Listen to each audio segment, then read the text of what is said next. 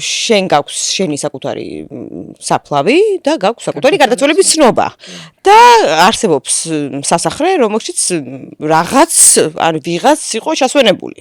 კი, მე ვარ ნათელი მაგალითი იმის, რომ ნამდვილად არ უნდა იყვნენ მშობლები დარწმუნებული, რომ მათი შვილი რეალურად გარდაცვლილია. თუ მენდობიან სიტყვაზე რომ ცოცხალი ხო რა ვიცი, აი გარდაცვალების მოწმობაც მაქვს ოფიციალურად იუსტიციის სახლიდან აღებული განახე კიდეც და 53 წლის მანძილზე ჩემი ოჯახი დარწმუნებული იყო, ბიოლოგიური ოჯახი, რომ მე ვიყავი გარდაცვლილი.